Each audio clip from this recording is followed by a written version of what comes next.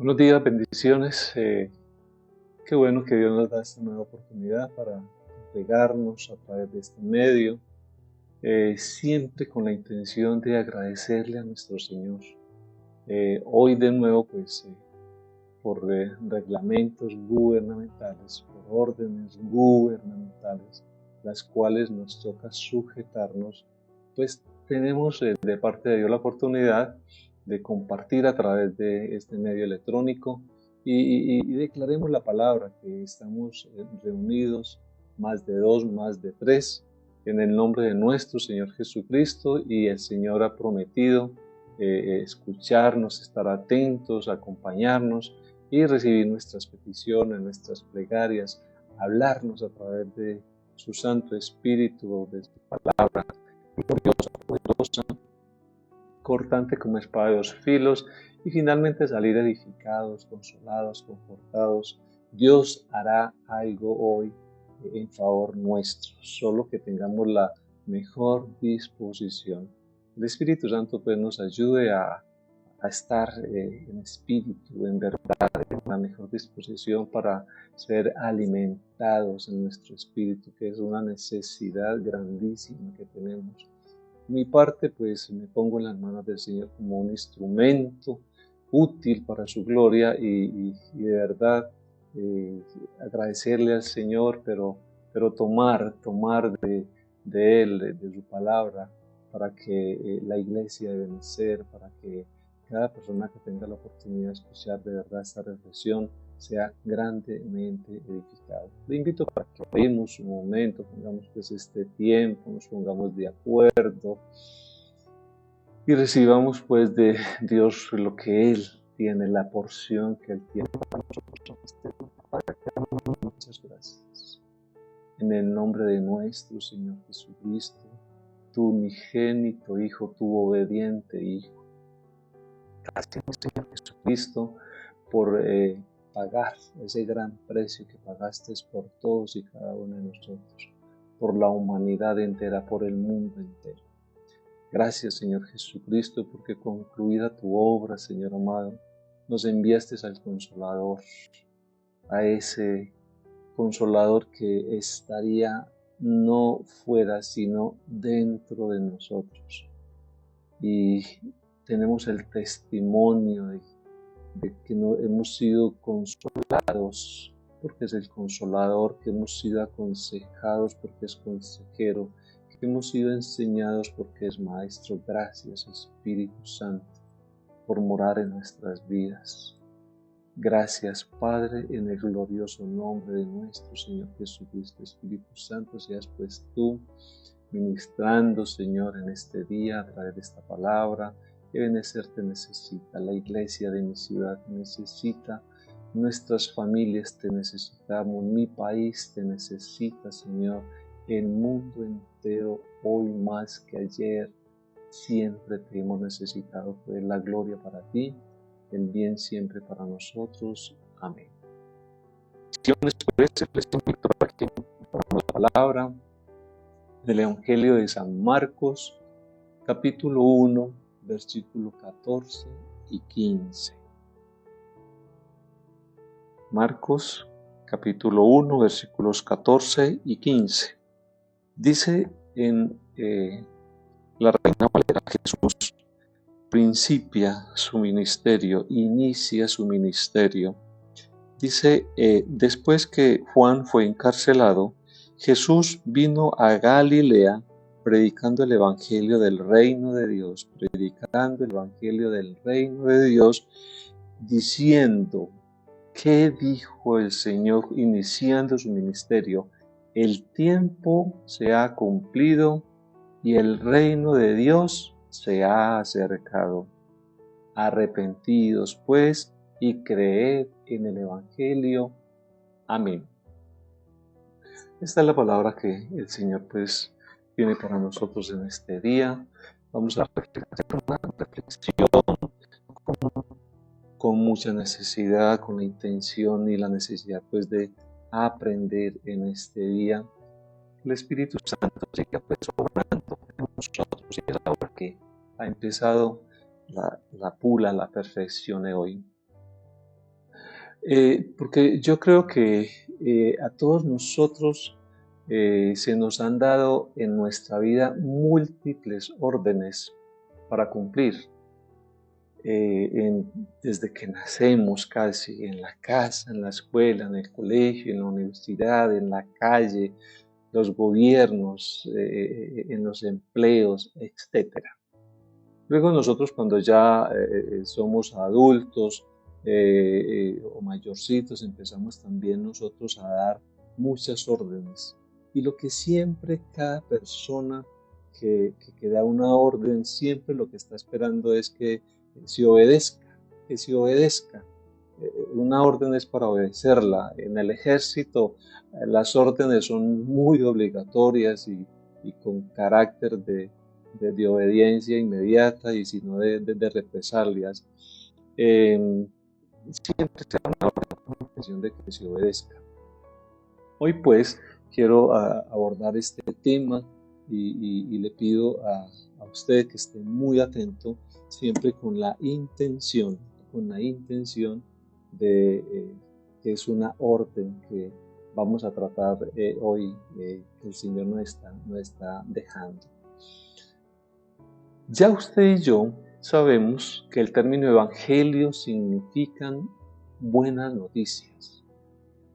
En este texto que acabamos de leer, la buena noticia está relacionada con un tiempo cumplido para el mundo. Ese tiempo, dice nuestro Señor Jesucristo, el reino de Dios se ha cumplido, ¿sí? ¿Por qué? Dice, porque nuestro Señor Jesucristo llegó a este mundo. Y para el ser humano esta es la mejor noticia que pudo haber recibido.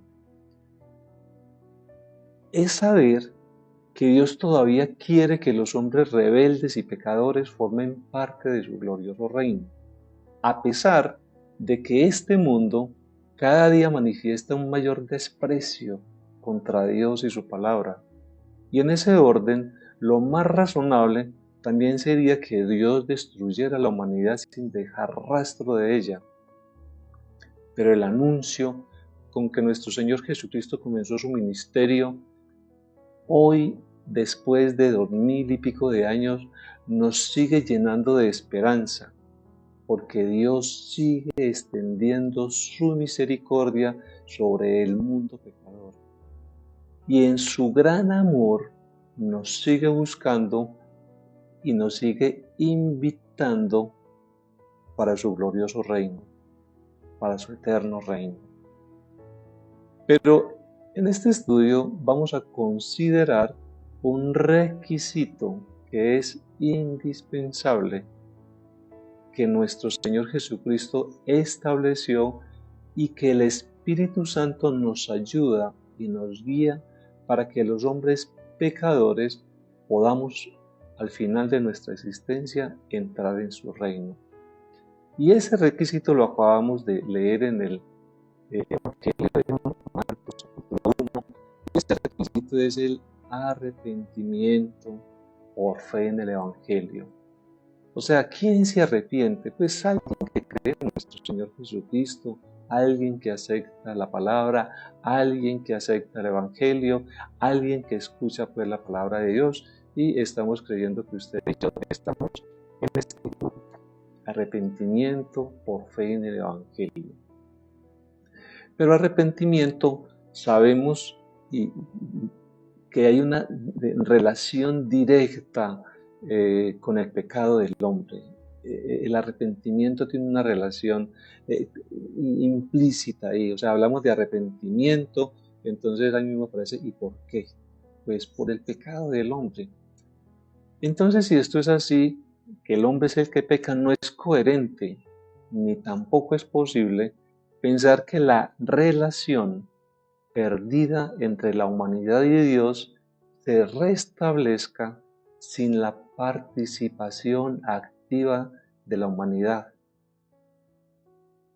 Es pues necesario que cada persona en particular y a tiempo tratemos con el tema del arrepentimiento.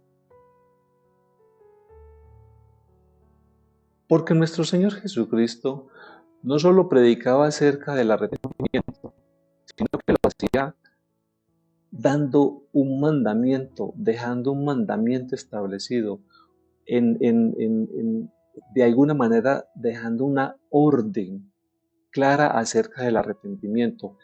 Él ordena en el texto que acabamos de leer, finalmente dice, arrepentidos, arrepentidos. Y así también lo entendieron y luego lo predicaron sus discípulos, sus apóstoles, porque dice en Hechos 17:30,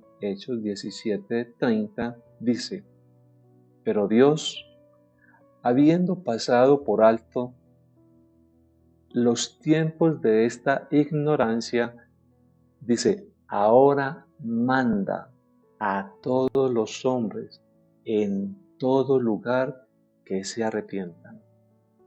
Y esta palabra de Hechos 30 hasta hoy sigue siendo vigente. Hasta hoy esta palabra nadie la ha abortado, nadie la ha quitado. Esta palabra sigue vigente. Dice, pero Dios, habiendo pasado por alto los tiempos de esta ignorancia, ahora manda a todos los hombres en todo lugar que se arrepientan. Entonces quiero que empecemos a tener hoy esa gran disposición, y si usted muchas veces ha escuchado la palabra arrepentimiento, quizás ha escuchado muchos mensajes, pues siento en este tiempo que estamos viviendo, la humanidad entera, otra vez, que el Señor vuelve y dice que manda que a todos los hombres en todo lugar que se arrepientan. El Señor pues de verdad abra un espacio, el Espíritu Santo habla nuestra mente, nuestro corazón, y tengamos la mejor disposición, esta palabra caiga en buena tierra, para que de verdad no caiga la semilla en el camino y sea tomada, hoy haya de verdad una reflexión en cada uno de los que están escuchando esta palabra acerca del arrepentimiento. Y es tan interesante, o es tan importante, o es tan trascendental esta palabra del arrepentimiento que acabamos de leer, que cuando nuestro Señor Jesucristo inicia su ministerio, esto fue de lo que empezó a hablar, ¿sí? De las buenas nuevas, El reino de los cielos se ha acercado, Cristo, el Hijo de Dios ha llegado a este mundo, y lo que está pidiendo enseguida es arrepentimiento de parte de los hombres. Es buena noticia la llegada de nuestro Señor Jesucristo, pero Él empieza a hablar acerca del arrepentimiento. Y es tan trascendental esta palabra, porque también Juan Bautista, que fue el pregonero de nuestro Señor Jesucristo, quien preparaba el camino de nuestro Señor Jesucristo, también empezó su ministerio exhortando a toda la nación de Israel acerca del arrepentimiento. Igualmente, si Jesús, si sus discípulos, si Juan el Bautista están hablando del arrepentimiento, es porque de verdad es muy trascendental. Entonces nosotros, si estamos predicando el Evangelio, como lo hizo Jesús, el Juan, sus discípulos, tenemos que hacerlo transmitiendo fielmente este mandato de Dios a las personas para que se arrepientan. Esta pues es mi necesidad hoy para con la iglesia, para con usted que está escuchando. Si lo hizo nuestro Señor Jesucristo, si lo hizo Juan el Bautista, si lo hicieron los discípulos, pues nosotros hoy, cada persona que estamos con la bendición de proclamar el Evangelio de nuestro Señor Jesucristo, estamos en la misma obligación de transmitir fielmente el mandato que nuestro Señor Jesucristo estableció en su palabra. Es acerca del arrepentimiento. Porque el arrepentimiento, según lo que hemos visto en la palabra, no es algo opcional que el hombre pueda aceptar o rechazar. no es algo opcional. Perdón. No es algo que yo quiera poner a mi gusto, me gusta, no me gusta, no, es una orden, porque es Dios quien manda a todos los hombres, otra vez hermano, es Dios quien manda a todos los hombres y en todo lugar que se arrepientan. Y ahí estamos usted y yo, más adelante pues vamos a estar mirando el porqué. Entonces, como el arrepentimiento es un mandato de Dios, desobedecerlo, pues traerá otra vez graves consecuencias. Porque la palabra del Señor sobre este asunto, sobre este tema, es clara. En Lucas 13, versículo 3, dice, antes, si no os arrepentís, todos pereceréis igualmente. Dice Lucas 13:13, antes, si no os arrepentís, todos pereceréis igualmente. Y Dios está entonces aquí anunciando en esta palabra un juicio universal. Si está pidiendo el arrepentimiento universal, aquí dice que si no os arrepentís, todos pereceréis igualmente, pereceréis igualmente. Este es un juicio universal para la humanidad. Entonces, cada persona, porque no hay hombre que no peque, entonces cada uno de nosotros tendremos que dar cuentas a Dios un día de nuestros actos. Es por esto que entonces llegar al final de nuestra existencia, sin habernos arrepentido, sin haber tratado debidamente con este tema, entonces al final de nuestra existencia nos está diciendo la palabra que encontraremos cerradas las puertas del reino de Dios. Y enseguida dice la palabra, y lo único que quedará es una terrible condenación eterna. Entonces, ¿por qué debemos de arrepentirnos de nuestros pecados? Dos cositas, o para que vamos sumando y teniendo bien en cuenta cómo equiparnos más para enfrentar el tema del arrepentimiento debidamente. ¿Por qué debemos arrepentirnos de nuestros pecados? Porque es el pecado la raíz de todos nuestros problemas. Eso es el pecado. La raíz de todos nuestros problemas es el pecado. Y es verdad que en nuestra cultura contemporánea cada vez es más delicado usar la palabra pecado o enseñar que los hombres son pecadores, porque esto se está considerando hoy como algo del pasado, que no es para hoy, y se está volviendo a una grave ofensa contra la dignidad de las personas.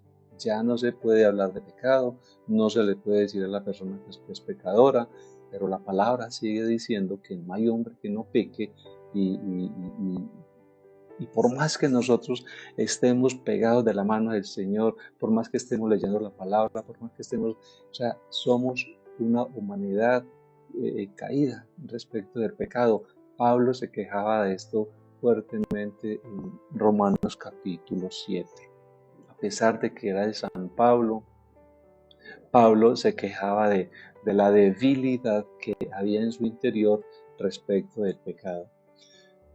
Pero nuestro Señor Jesucristo en su ministerio hizo una gran cantidad de referencias al pecado, señalando sus orígenes y sus consecuencias, y no dudó en denunciar a personas concretas como pecadores, aún a los sacerdotes, a los escribas, a los fariseos, a toda aquella gente que cuando llegó nuestro Señor Jesucristo creían que eran los iluminados para guiar al resto de la gente. Pero fue Jesús quien descubrió, quien mostró que de verdad cada hombre, en cada hombre hay pecado y que cada hombre tenemos que arrepentirnos. Entonces la razón que tuvo nuestro Señor Jesucristo para enfrentar a hombres e instituciones en su tiempo, en su ministerio, fue porque Él sabía que el pecado es la raíz de nuestros problemas. Entonces, otra vez, ¿por qué es tan grave el pecado? ¿Por qué el pecado es tan grave? Y quizás hay muchas razones y que tengan mucho peso para entender por qué el pecado es tan grave. Quiero que revisemos dos, pero hay más, pero revisemos dos. Primera razón por la cual el pecado es tan grave es porque es una declaración de guerra contra el soberano Rey del cielo. ¿Por qué el pecado es tan grave? Porque es una declaración de guerra contra el soberano Rey del cielo. Cuando Adán y Eva pecaron en el huerto del Edén, no solo estaban rechazando la autoridad de Dios sobre sus vidas, sino que estaban expresando su intención de ocupar el lugar de Él, el lugar de Dios. Estaban expresando una intención de ocupar el lugar de Dios. Eso fue lo que Satanás les garantizó. Que si desobedecían a Dios, lograrían ser como Él. Esto es lo que dice Génesis 3:5. Dice Satanás, ¿sabe Dios que el día que comáis de él serán abiertos vuestros ojos y seréis como Dios, sabiendo el bien y el mal? Es por esto que el pecado fue una clara declaración de guerra contra el soberano Rey de Reyes y Señor de Señores. Allí, en el huerto, la criatura se levantaba contra su Creador y se atrevía a proclamar su propia autonomía e independencia, eliminando a Dios de su vida. Es por esto que podemos decir que el pecado es un desafío grande y arrogante del hombre contra Dios. En su deseo de ser igual a Él, en su deseo el hombre de ser siempre igual a Dios. Porque ese fue el gran problema que heredamos. El problema que ocurrió allí en el huerto del Edén. Desde ese momento todos los hombres hemos caminado por la misma senda que Adán y Eva abrieron.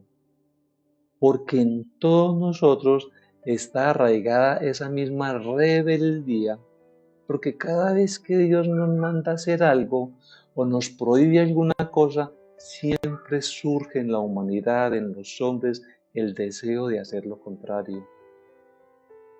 Esto se aprecia con mucha claridad en las sociedades modernas. En las sociedades modernas, cada día esto se vuelve más evidente. Están manifestando una rebeldía contra Dios, estableciendo leyes y modelos de conducta que se oponen abiertamente a los principios de la ley de Dios, de sus mandamientos, de sus estatutos, de sus decretos, etc. Y no cabe duda que el hombre de hoy está en guerra con Dios y siempre que tiene ocasión manifiesta su rechazo y rebeldía contra él. Pero el profeta Isaías describió con mucha exactitud lo que sería la conducta habitual del mundo en nuestros días. ¿Qué dijo el profeta Isaías con respecto a los acontecimientos, al carácter de los hombres de estos tiempos? Dice Isaías 5:20, hay de los que a lo malo le dicen bueno y a lo bueno malo, que hacen de la luz tinieblas y de las tinieblas luz, que ponen lo amargo por dulce y lo dulce por amargo. Y eso es lo que el mundo actual estamos viviendo. Eso es lo que en el mundo actual estamos viviendo. A pesar de la pandemia, encuentra uno que la gente de verdad no se está volviendo a Dios, a esa gran necesidad que tenemos de Dios. O sea, no estamos haciendo las cosas para Dios a pesar de la pandemia. Eso es lo que de verdad uno ve en las noticias, a través de los medios y todo, desafortunadamente. ¿Cuál es la segunda razón del por qué el pecado es tan grave? Porque trae enemistad con Dios. ¿Por qué el pecado? La segunda razón, ¿por qué el pecado es tan grave? Porque trae enemistad del hombre con Dios. Nos enemistamos con Dios. Porque para Dios el pecado no es una travesura inocente, no es un desliz inocente, sino que el pecado es un acto de enemistad, de aborrecimiento y de desprecio contra Dios. Y puede ser que en muchas ocasiones esa enemistad no se exprese con hostilidad, con una hostilidad abierta hacia Dios, pero sí toma una forma habitual de la indiferencia. O sea, no me importa lo de Dios, indiferencia. Pero cuando una persona dice que no le interesa a Dios o lo que Él ha dicho, está ante una gran tragedia. Si es que está expresando una persona contra Dios, está ante una gran tragedia. Porque si algunos de nosotros, los hombres, no nos interesan algunas cosas, por decir algo, la música o el tipo de música, el fútbol, el deporte, si hay algunas cosas que no nos interesan, pues no pasa absolutamente nada. Al fin y al cabo es cuestión de gustos y de aficiones y de cómo entretenemos nuestro tiempo. Pero si vamos a otro campo, pero si escuchamos a un esposo o a una esposa que está diciendo que ya no le interesa su relación matrimonial, puede ser hombre o mujer, ese hombre o esa mujer está manifestando un grave problema, porque está dando a entender que se está terminando esa pasión, esa relación, ese fuego que hubo entre ellos. Y pronto, si las cosas no se arreglan oportunamente, pronto llegará la ruptura y la enemistad entre ellos. Este es otro ejemplo de cómo nosotros nos vamos enemistando con Dios. Y en ese orden, pero en mayor medida, si alguien dice que no le interesa a Dios, aquel a quien le debemos nuestra existencia, esto es algo realmente muy grave. Y lo que finalmente está revelando esta indiferencia es la profunda enemistad del hombre pecador contra Dios, y en un asunto de tanta importancia y trascendencia no se puede tomar una posición neutral. O sea, me da lo mismo ir que no ir, hacer que no hacer. No es esa posición neutral para la relación con Dios no existe. Esto es imposible, porque nuestro Señor Jesucristo hizo una afirmación muy seria a este respecto en Mateo 12:30. ¿Qué dice Mateo 12:30? Dice, el que no es conmigo, contra mí es. El que no es conmigo, contra mí es. Entonces la gente que dice no me importa, pues está contra él, está contra Dios, ¿sí? El que está con Dios, pues amén. O sea, y no es porque seamos los mejores, no es porque seamos los santos, no es porque no, es porque reconocemos nuestro pecado, nuestra necesidad de volvernos a Dios, de perdón, de reconciliación. Pero aquí finalmente hay una palabra que cuestiona mucho. No es para estar neutral, es imposible, ese lugar no existe para Dios. Jesús dice claramente en Mateo 12:30, el que no es conmigo, contra mí es. Pero hay otras ocasiones donde esta enemistad no se manifiesta simplemente con indiferencias hacia la persona de Dios, sino que toma la forma de una hostilidad abierta. O sea, la sociedad, el mundo cada día es más atrevido y está mostrando una hostilidad abierta para Dios y su palabra. Y tal es el grado de enemistad que sienten hacia Dios que lo han eliminado de sus vidas. O sea, han puesto otras cosas han puesto y a Dios lo han eliminado de sus vidas. Y ahora hacen todo lo posible, después de eliminar a Dios de sus vidas, hacen todo lo posible para que desaparezca también de la sociedad y de las instituciones.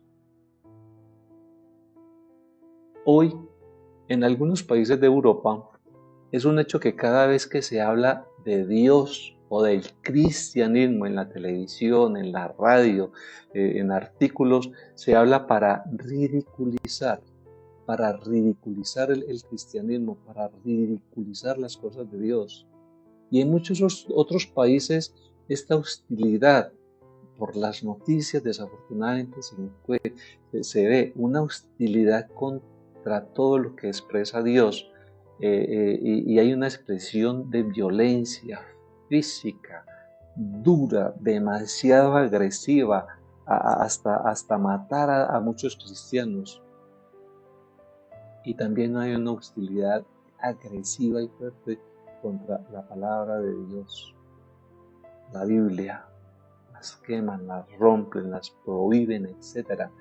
Y esta es la realidad de nuestro mundo actual. Entonces, ante todo esto, ¿qué es el arrepentimiento del cual nos está hablando nuestro Señor Jesucristo? Del que nos habló Juan Bautista, del que nos hablaron sus discípulos, del mandamiento que nos quedó en la palabra para que nosotros continuemos con este legado. ¿Qué implica el arrepentimiento? El arrepentimiento implica abandonar nuestra idea de independencia de Dios, eliminar de nuestra vida la enemistad y rebelión contra Él, para volvernos a su justicia, a su amor, a su llamado, a su misericordia. Y esto nos debe de llevar a aborrecer el pecado. Y sé que es duro.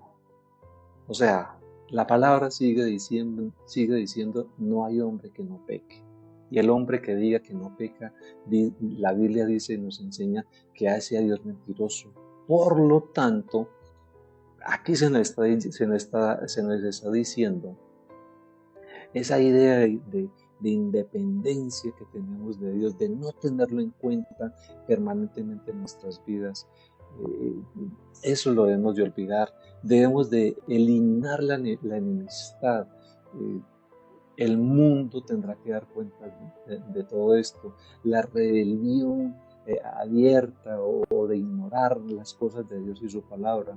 Necesitamos volvernos a Dios y su justicia. Y estas cosas nos deben de llevar a aborrecer el pecado. Yo quiero hacerlo.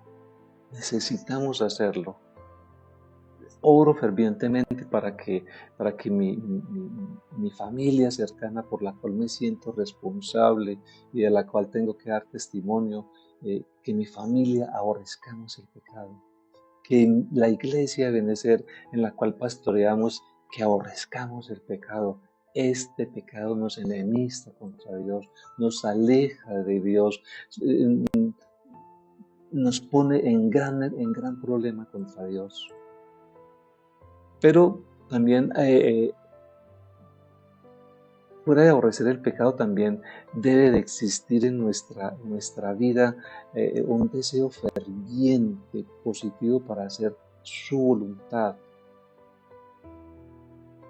de que tomemos una decisión firme y consecuente de cambiar de bando, de, de salirnos. Ya el Señor nos proporcionó sacarnos de ese reino de las tinieblas y trasladarnos al reino de nuestro Señor Jesucristo. El verdadero arrepentimiento abarca a todo lo que es nuestro intelecto, a todo lo que es nuestras emociones y a todo lo que es nuestra voluntad. O sea, el arrepentimiento requiere de un gran compromiso nuestro, todo nuestro ser. Que Dios cope toda nuestra vida y que llegue a tener absoluta y completo control de nuestras vidas. Vamos a revisar qué implica que nosotros en nuestro intelecto, en nuestras emociones y en nuestra voluntad debamos de estar comprometidos acerca del tema del arrepentimiento. El intelecto nos lleva a un cambio en nuestra forma, en nuestra manera de pensar. Si no cambiamos nuestra manera de pensar, será difícil que podamos tener un verdadero arrepentimiento. El arrepentimiento implica un cambio radical en el modo de entender, de que debemos de entender la gravedad que el pecado tiene, porque esto es una afrenta contra nuestro Dios y que por lo tanto si pecamos merece el castigo. ¿Cuál es la consecuencia del pecado? Pues el castigo divino, y supone también un reconocimiento de nuestra propia responsabilidad. Somos responsables. Romanos nos habla acerca de nuestra responsabilidad. Y en ese orden, pues tenemos que aceptar que somos unos hombres necesitados espiritualmente de una restauración completa ante Dios. El arrepentimiento, pues, es quien nos lleva a la salvación y debe incluir también dentro de un pensamiento respecto a quién es nuestro Señor Jesucristo y el lugar que debe ocupar Él ahora en nuestras vidas. Y básicamente podemos resumirlo diciendo que Él es el Señor y que tiene todo el derecho a ser soberano, a gobernar nuestras vidas. El verdadero arrepentimiento nos debe llevar a un reconocimiento absoluto del señorío de nuestro Señor Jesucristo. Segundo, las emociones. Un cambio en la manera de sentir las cosas. Desde el punto de vista emocional, el auténtico arrepentimiento va acompañado de un sentimiento de pesar, de tristeza, de dolor, al descubrir la gravedad del pecado. Sabemos que en el Antiguo Testamento era muy frecuente que la persona arrepentida se vistiera de cilicio, llorara, se aislara, se cubriera de ceniza como símbolos de luto y de dolor. Pero desafortunadamente en nuestros días es triste ver que el hombre moderno ya casi no siente vergüenza ni dolor por casi nada.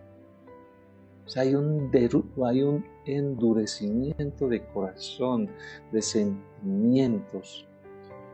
No es nada difícil escuchar por todas partes a personas que después de tener una vida llena de fracasos personales, sin embargo afirman, después de fracasos y fracasos, afirman con orgullo que no se arrepienten de nada. Usted lo ha escuchado, todos lo hemos escuchado.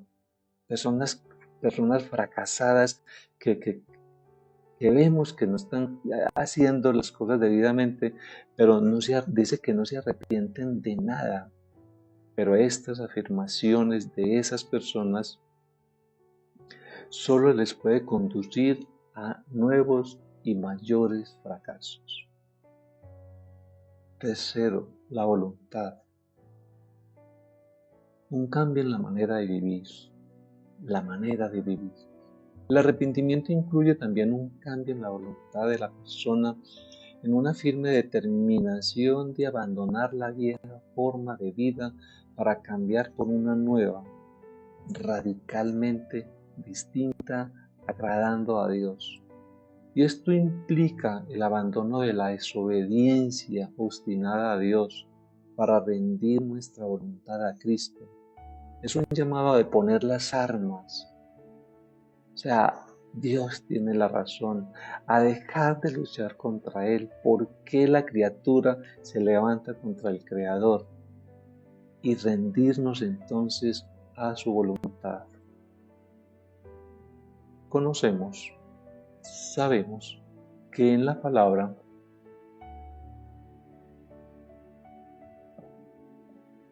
encontramos la parábola del hijo pródigo.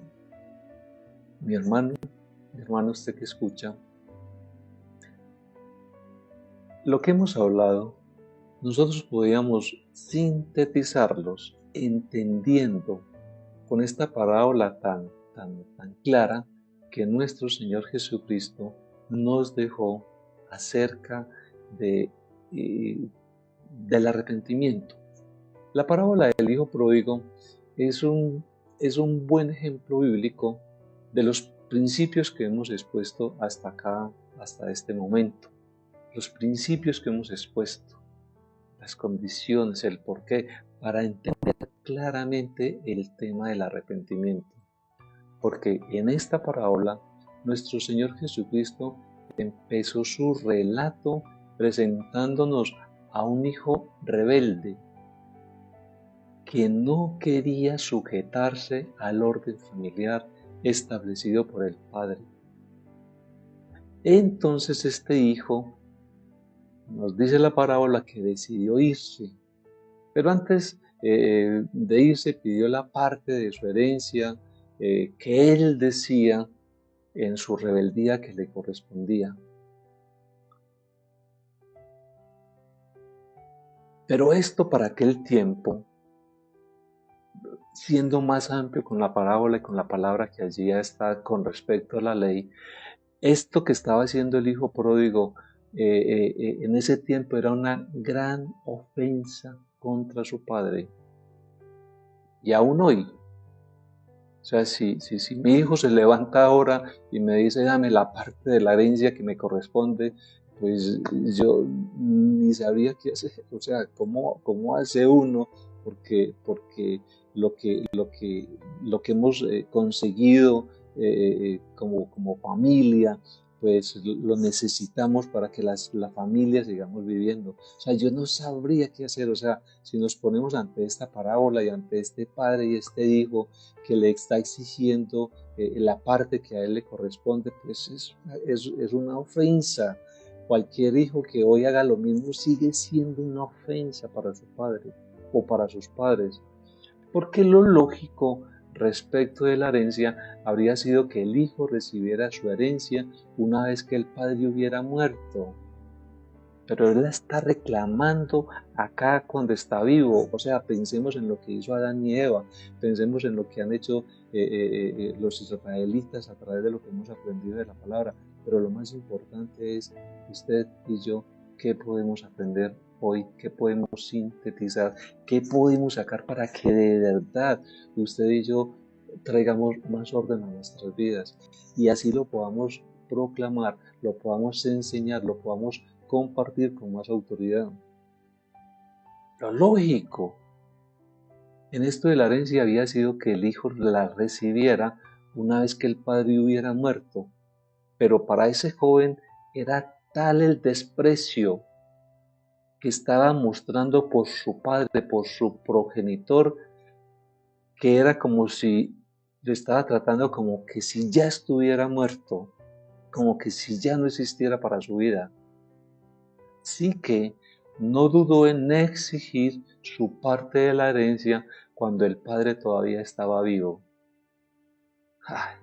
La criatura se levantó contra su creador. Ahora el hijo se levanta contra su padre. Pero dice la palabra que cuando el hijo recibió su herencia, dice que yéndose lejos, la gastó desenfrenadamente en todo tipo de vicios y de pecados. Vicios y pecados, trayendo mayores consecuencias a su vida, llegando a pronto a estar en una situación lamentable, porque mientras tuvo dinero, no le faltaron los amigos. Pero cuando el dinero se terminó, no estaban los amigos, ya no aparecían. Entonces dice la parábola que no le quedó más remedio, no hubo otra forma, sino que dice que se tuvo que ir a cuidar cerdos. Y esto para un judío era muy lamentable, lo conocemos a través de la palabra. Y tan triste y tan bajo llegó a caer este hijo desobediente, llegó a tener una situación tan baja que aún tuvo envidia porque sentía que los cerdos comían mejor que él. Estaban comiendo mejor que él y deseaba las algarrobas que se comían los cerdos. Pero, gracias a Dios, y estando en esa situación, porque esa es la situación que muchos en el mundo hoy viven, o sea, una situación de bajeza, de desprecio hacia las cosas de Dios, de estarlo sacando de sus vidas. Pero permita el Señor que esa bajeza, esa condición en la cual este joven cayó, que es la misma condición de mucha gente hoy en nuestras ciudades y en el mundo entero, esa situación de desespero allí, de necesidad, eso fue lo que llevó a este joven a dar el primer paso para el arrepentimiento. ¿Por qué llegar hasta lo más bajo para poder reconocer a nuestro Creador? Para poder tener amistad con Él, relación, comunión con Él. Pero dice que este hombre, estando en esa bajeza, fue donde dio el primer paso, y gracias a Dios por eso, en el camino del arrepentimiento, porque allí, estando en esa condición, empezó a reflexionar sobre su estado lamentable en el cual se encontraba. O sea, desafortunadamente uno va a las calles de Medellín y encontramos gente preparada, gente de otras familias, gente con carreras, gente con dones, gente con talento, pero viviendo en una condición lamentable. Permita al Señor que ellos y nosotros, y antes de que lleguemos a esa situación, podamos reflexionar y podamos poner las cosas en el orden que deben de estar. ¿Por qué llegar hasta esa condición? Es lamentable lo que encontramos también en nuestra ciudad, en nuestras ciudades. Pero dice la palabra que este joven en esa condición lamentable dio el primer paso y dice que volviendo en sí, el Señor nos haga volver en sí. A todos los que necesitamos reconocer algo, cualquier falta, cualquier situación, hay que volver en sí. Dijo que este joven volviendo en sí, dijo: ¿cuántos jornaleros en la casa de mi padre tienen abundancia de pan? Y yo aquí perezco de hambre. Y por primera vez estuvo dispuesto en su vida a reconocer su pecado y a volver a su padre para pedirle perdón. Mi hermano, mi hermana,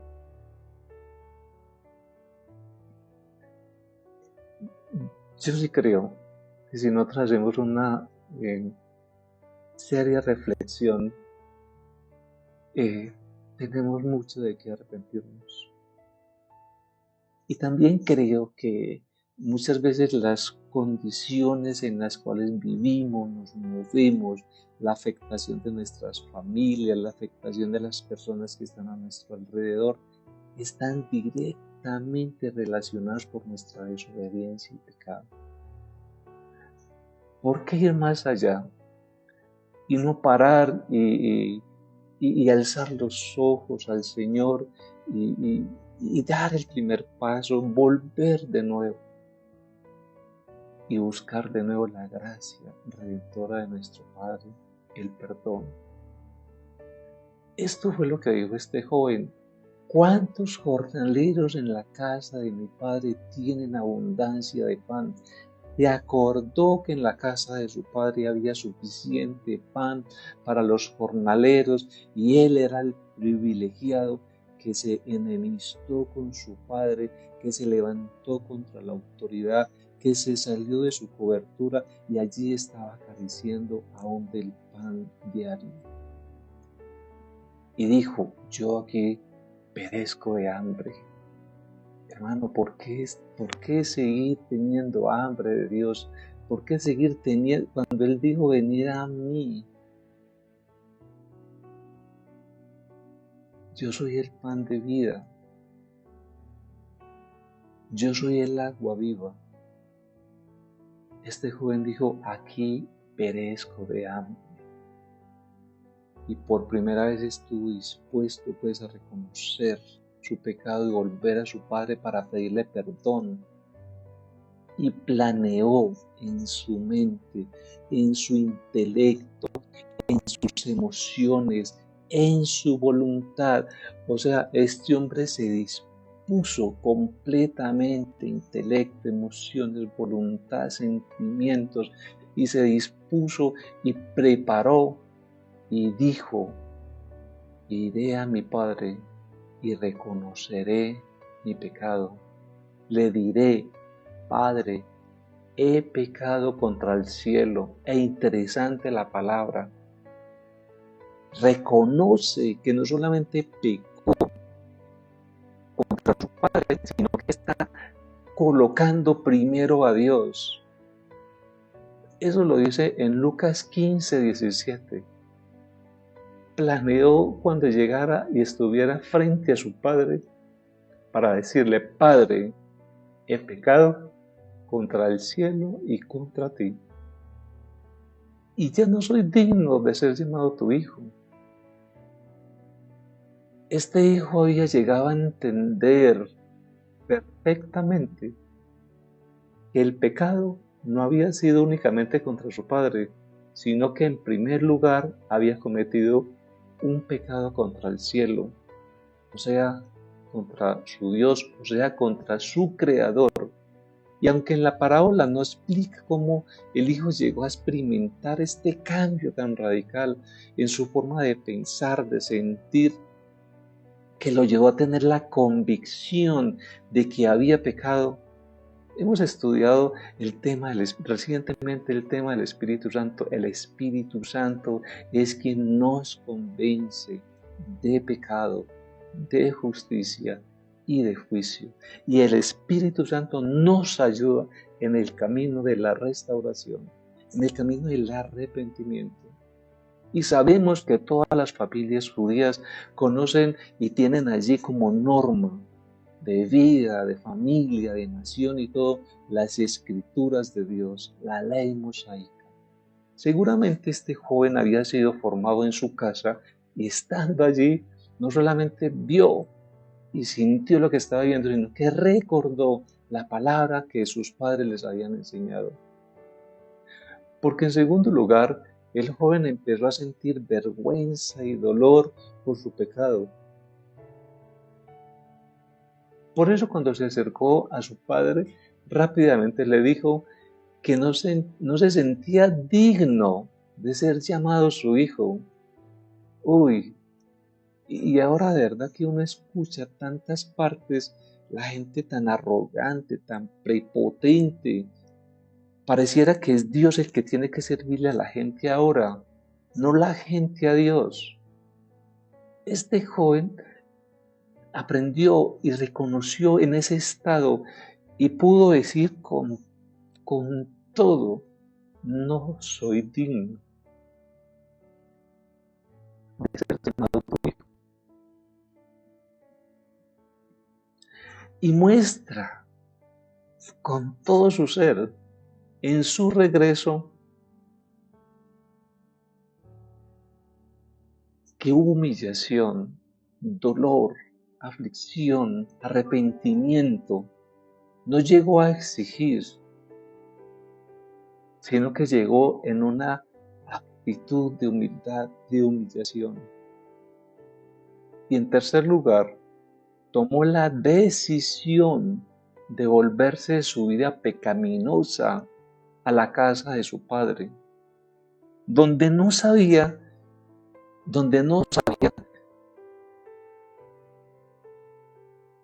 o se había vuelto consciente de que tendría que llegar radicalmente en un cambio de vida, que no podría seguir haciendo lo que estaba haciendo antes de pedir su herencia, de exigir su herencia, ni mucho menos en la condición que estaba ahora. Llegó en una condición de humillación radicalmente diferente. Ya viviría en adelante bajo las normas de su casa, de su padre. Ya no iba a hacer lo que le daba la gana, sino que vivía en sujeción a su padre. Es probable que el hijo tuviera dudas. Es probable que ese hijo tuviera dudas en lo que estaba pensando, en lo que estaba reflexionando, si aún pidiendo perdón, su padre estaría dispuesto de nuevo a recibirle después de la forma en que éste lo había ofendido al irse. Es muy probable que el hijo también tenía dudas de si su padre le iba a perdonar, de si su padre le iba a recibir de nuevo, aún para que lo tratara como uno de sus empleados, como uno de sus obreros. Pero para su sorpresa y para la sorpresa nuestra, cuando de verdad nos volvemos a Dios con humildad, este joven descubrió que cuando se acercaba a la casa de su padre, éste le estaba esperando con los brazos abiertos. Hermano, hermana, iglesia, tú que me escuchas, el Señor conoce nuestro pecado, el Señor conoce nuestra condición, nuestra altivez, nuestra arrogancia, nuestra dureza. Pero hermanos, desde el principio vimos en el Evangelio de Marcos que Cristo vino a este mundo con las buenas nuevas del Evangelio, y las buenas nuevas del Evangelio es que nos está invitando aún todavía para que formemos parte de su glorioso reino. Este joven, cuando venía con prevenciones, todo se le desarmó cuando vio a su padre que aún lo estaba esperando con los brazos abiertos. Y en ese momento en que el hijo expresó su arrepentimiento, inmediatamente fue aceptado de nuevo en su familia, el abrazo del padre. Pero no solo eso, su recibimiento fue con gran gozo, con fiesta, con alegría. Estuvo lleno de bendiciones que de ninguna manera él se habría podido imaginar. Hermanos, no nos alcanzamos a imaginar, hermano, la grandeza de nuestro Dios. ¿Por qué pelear con Él? ¿Por qué insistir en alejarnos de Él? ¿Por qué insistir en estar enemistados con Dios? Aún no nos imaginamos la grandeza del amor de nuestro Dios. Porque entonces fue cuando llegó para aquel hijo pródigo el anillo, el vestido nuevo, el beso, el gozo, la fiesta y demás. Y usted y yo ya sabemos que el padre de este joven representa a Dios.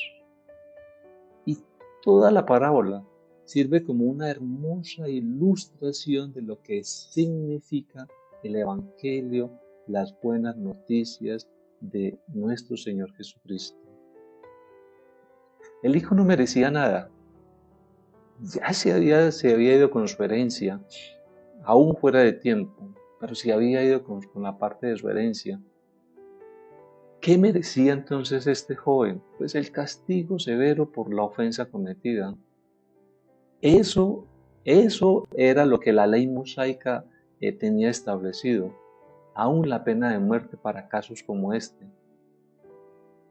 Cuando nuestro Señor Jesucristo estaba compartiendo acerca de esa parábola, Él sabía muy bien a qué tipo de gente le estaba diciendo esto, gente que conocía la ley. Pero finalmente, esta gente quedó muy impresionada en la manera en que nuestro Señor Jesucristo terminó la parábola, porque esto es el Evangelio de las buenas nuevas. Dios no nos da el castigo que merecemos, sino que nos abre las puertas de su reino, nos sigue abriendo las puertas de su reino, aunque es imprescindible que no olvidemos que para disfrutar de sus bendiciones es necesario que antes hagamos una genuina reflexión, como empezamos al principio, acerca del arrepentimiento. Te invito, pues, hermanos, para que de verdad no eches en saco roto esta palabra. Acuérdate, arrepentimiento tiene una relación directa con el pecado, pero también eso tiene una relación directa, un hermoso ejemplo en la parábola de Lucas acerca del hijo pródigo. Te invito pues, hermanos, para que por favor sigas reflexionando, hermanos, pero sobre todo tomando acciones, o sea, cambios en nuestras vidas. Tenemos que ser mejores cada día, que no nos coja, hermano, el día final de nuestras vidas sin arreglar el tema del arrepentimiento. Te bendigo en el nombre de nuestro Señor Jesucristo. Que el Señor siga prosperando tu vida, que el Señor siga perfeccionando la obra que ha empezado en ti, pero por favor que de lo más profundo de tu ser haya esa decisión, esa determinación, que el Señor nos permita volver en sí, como dice la parábola, e ir de nuevo de regreso a los brazos de nuestro Padre eterno. Bendiciones en el nombre de nuestro Señor Jesucristo. Permíteme orar un momento para que despidamos. Gracias Espíritu Santo por esta palabra, Señor, gracias por la reflexión. Señor, por favor, tú sabes la necesidad en la cual cada uno de nosotros nos encontramos. Tú, Señor, en tu infinito amor, gracia y misericordia, trae provisión a nuestro espíritu en este día. La gloria pues para ti, el bien para nosotros, nuestras familias, la iglesia, nuestra ciudad, país, nación y el mundo. Gracias en Cristo Jesús. Amén. Bendiciones.